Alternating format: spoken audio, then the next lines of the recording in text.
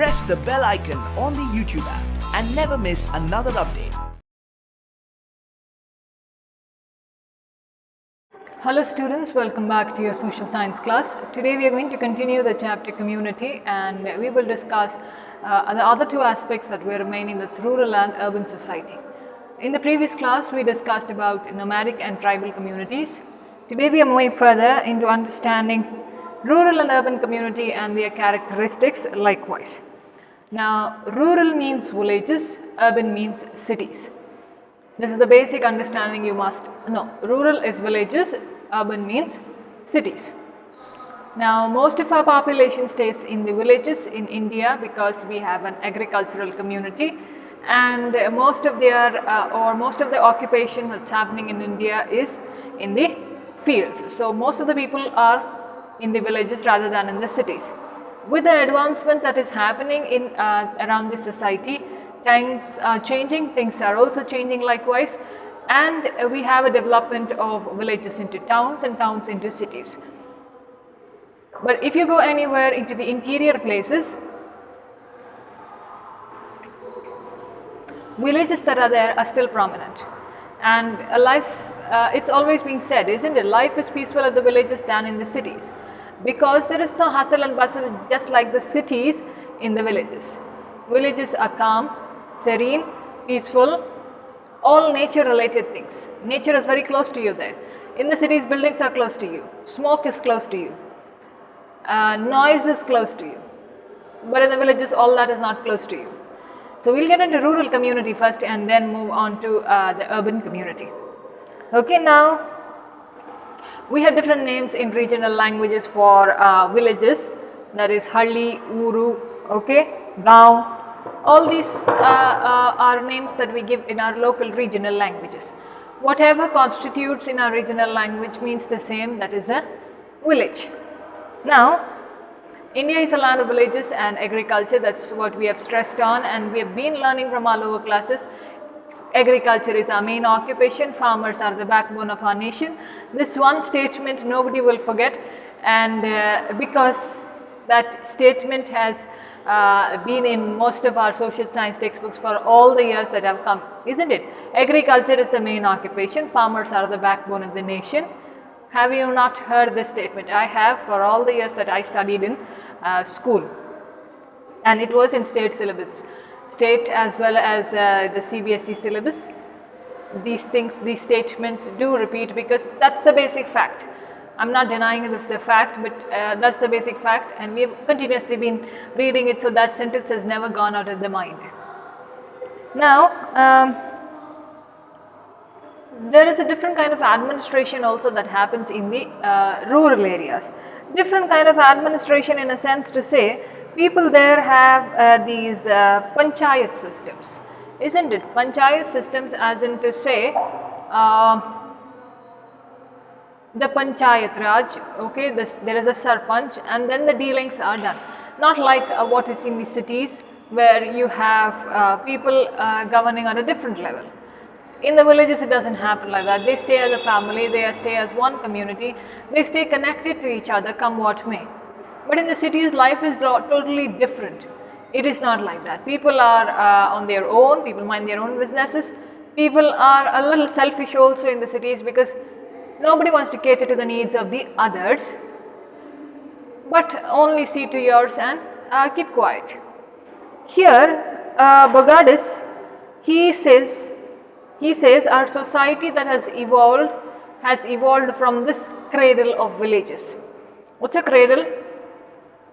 Now if a newborn baby is there, where do you put? You put the baby in the cradle so that it can sleep soundly. Now our society has taken its birth from this community called as villages, is what he says, in the cradle called villages, that is we have grown. How did we make into so much of science, technology, advancements, building buildings, whatever? We have started it from there. All of us at least once or otherwise we have, either we are staying in villages or we have gone to the villages. So our society or our community of being urban also took its birth in the community of different villages. Alright. Now, these villages have been there for a very long time, and people staying together as one family is also being accepted for a very, very long time. From the time these people learned that they have to share and care. Now again, Magada says, village community is the union of small population, simple and low expenditure life with primary relationships. You must agree with his statement, because village is a small community, isn't it? We can all agree with this statement. There is a union, that is togetherness of a small population, less number of people who have a very simple life, whose expenses are very low, and their relations are all primary, not secondary and tertiary relationships, all primary relationships. That is, even if you have 10 houses, those 10 houses, even if they are not related by blood, they still form like a family. They stay together, they celebrate together, they share together, everything is together. So that is a kind of primary relationship they share, just like we share with our blood relatives. So we can agree with the statement where Goddess says, that is, village is a community or union of small population who lead a simple life, who have low expenditure, and their relationships are basically primary relationships. Now, in India, less than 5,000 people in a community is called as a rural community. Now, according to the census that we have taken for a very long time, constituting this less than 5 in the village or including them into the village community has changed over time, because our lifestyle has changed. Our occupation is not only focusing on agriculture, but people are taking into different professions. Alright, our style, our economic life, the financial status that we have, everything is changing, and not when the time when our grandparents were there. So, a 2 generation apart, things have changed. Alright, now you can see other statistics as you read within read for yourself. Alright, now how do we define this rural communities? People who are having less than 5,000, who are less than 5 in population and less than 400 per square kilometer. Okay, population density is less than 400, so population should be less than 5,000 and population density less than 400 per square kilometer. Okay, this is population density, 400 per square kilometer, less than, population less than 5,000. Okay, now most of our population is depending on this basic occupation of agriculture, and all our communities that are there rely on it. So, if we have to define, or many sociologists argue that we cannot define a village based on the number of people staying there or exact numbers. You cannot say 5,000 then it's a village, more than 5,000 it's a town. No, not like that. We cannot be defining that. We have to see many other aspects to it. We can see the lifestyle, we can see the thoughts, we can see the upbringing, we can see so many other things to define a rural community. Not only numbers or digits in a way, or you tell, okay, this much per square kilometer and that much per square kilometer. No, you can't be defining in that way, argue some of the sociologists. And they say what is more important is how you define one relationship to the other. Relationships matter. Primary relationships as such, see all of those, the lifestyles, the relationships, the occupations, the financial status, everything for that matter. See that and then define what's a rural community. Alright. Now, how do we have a structure of a rural community? Now, basic or a neutral or a general definition that is given is area where a lot of families are there which are dependent on agriculture, and their occupation of agriculture is basically for their livelihood. I'll tell it again, families who stay together, whose occupation is agriculture and their livelihood depends on agriculture itself. Now, there are families who depend only on agriculture. Apart from that, people do animal husbandry, animal rearing. Okay, they rear animals like cow, sheep, goat, ox, which will be useful for them in the fields as well and for dairy also. So animals are also there, they work in the fields and then they get their livelihood set. Now hen and other domestic animals are kept. So when we describe the village, we will have to take in consideration all of these things. How do people live, their lifestyle, that is the population, the density of population, the water, the soil, geographical features, facilities that are available to people, basic infrastructural facilities that are available to people, and how they have an influence with each other. Okay. Now, we will see different kinds of villages that are there. First one is centralized village. Centralized village is one particular house that is located in the farmland.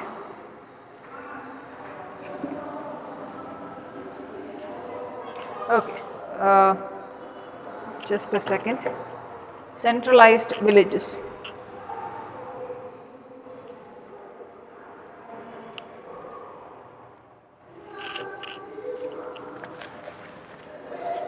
First one is centralized villages. Now, how is a centralized village? There is one house, okay, and there is a field over here.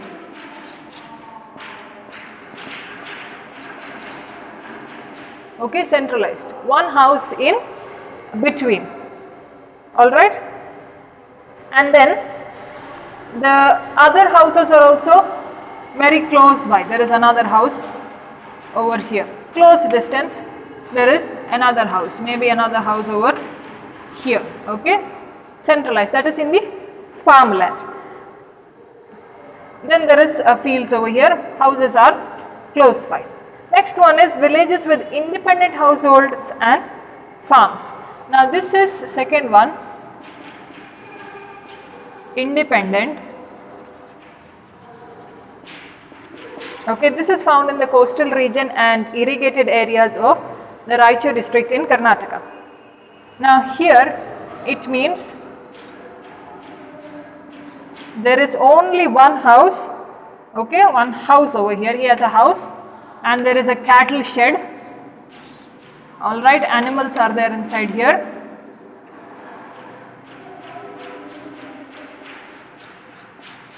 Okay, cattle shed that is there. He is staying alone apart from many other houses. He has his cattle shed, okay, he has another storehouse like, so only his equipments are there.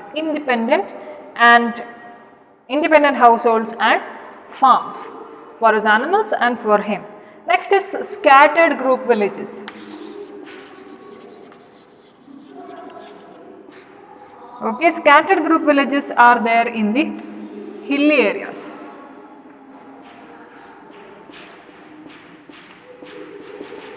Okay, scattered group villages are there in the hilly areas or upland districts. Okay, certain areas that are like this or on slopes like this. Okay, villages are there on that. Now in this, they stay very far. If one house is over here, maybe we can see another house over here. All right, scattered. Scatter means what? Be away, scatter away. All right, then see, these houses can be on the hill or below the hill, somewhere over here. All right, on the hill or below the hill. These are scattered villages. Next is villages of line houses. Okay, villages, I'll write this is the third one. Fourth one I'll write here, line villages. Okay, what is line villages?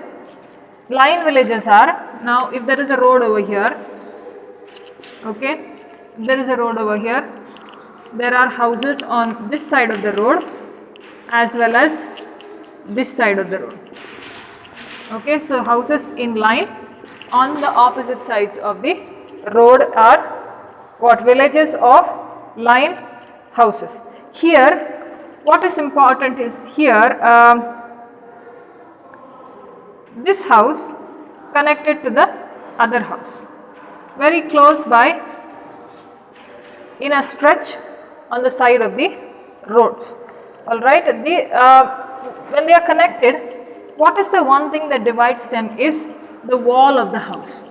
This wall defines their boundary. They don't have any compound wall, but one wall that divides the houses. Next, fifth one is circle shaped circle shaped villages. Now this is, for example, you think there is a mosque or a church or temple over here, okay. Imagine this to be any religious place, okay, any religious place, mosque, temple or church. Now all the houses are there around this, all the houses are there around that church, masjid or temple, or there is a big tank, if you have seen.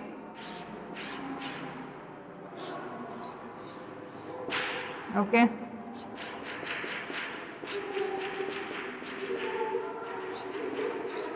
And then houses are there around it. Circle. Next is the square. Square shaped houses. Now these are also in the same line, okay. They are also in the same line, but they are in the square shape, horizontal as well as parallel to each other. They are parallel to each other, okay, square shaped in a line like this. They are parallel as well as horizontal. Next is converged road villages or market villages. Now these are families which don't have their occupation as agriculture, but they are there where okay, we'll draw it somewhere.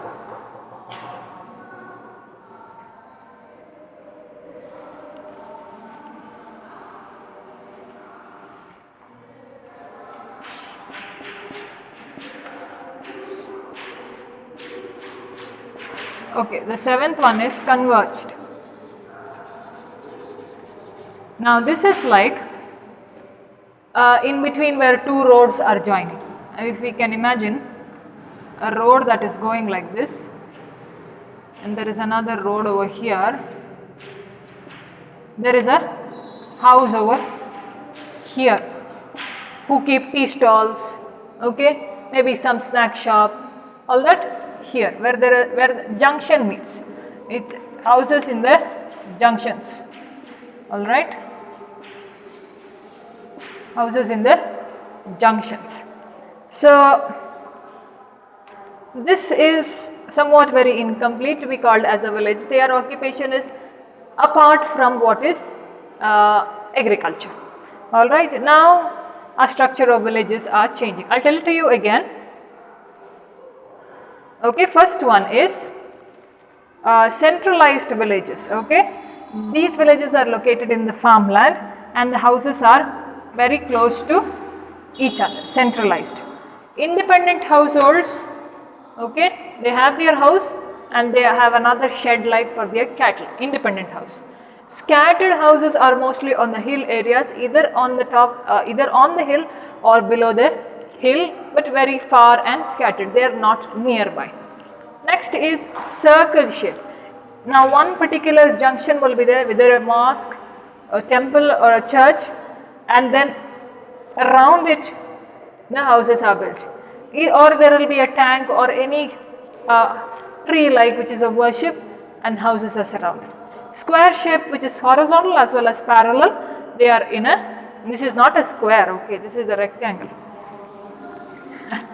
Square, okay, square shaped.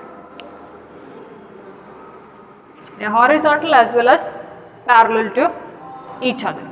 The last, okay, fourth one is here. All right, fourth one, line shape, what is that?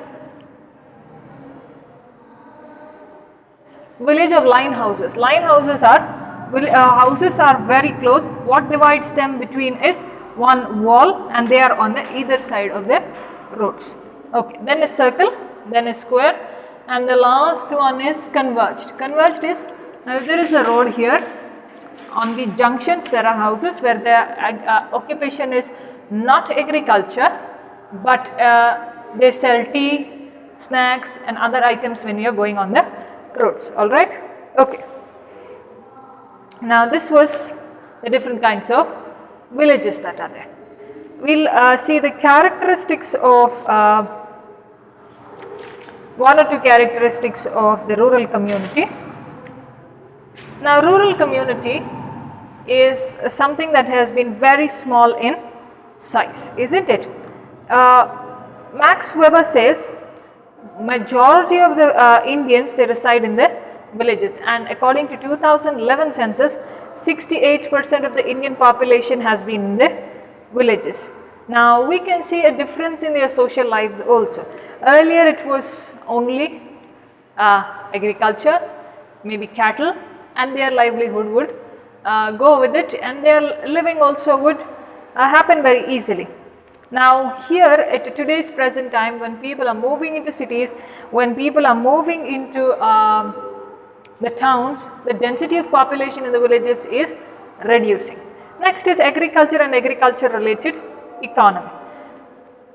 Rural life from time immemorial has been very simple, and this simple living of theirs has been brought out by what? By agriculture, and their way of leading and living life through agriculture. They have agricultural activities all throughout the day. Maybe in the fields they are through different seasons they are working on different crops as such. Now farming also depends on nature. Now if they have to wait for the rains, they have to wait for the rains to go over. So there is a different process that happens during the agricultural field. Now 59% of the men and 75% of the women depend on agriculture for their day-to-day living or their livelihood. So agricultural workers have increased from 74.6 million in 1991 to 106.8 million in 2001 to 144 million in 2011. Now, though we say agriculture is very important, we have sometimes there are lack of facilities for them. They are not getting what they want to do it right. So our activities has become a lot of challenge to life, and how far we can sustain with agriculture, how far can our economical status depend wholly on agriculture is still a question. How can we improve it, or how can we make it better so that agriculture will take us a long way?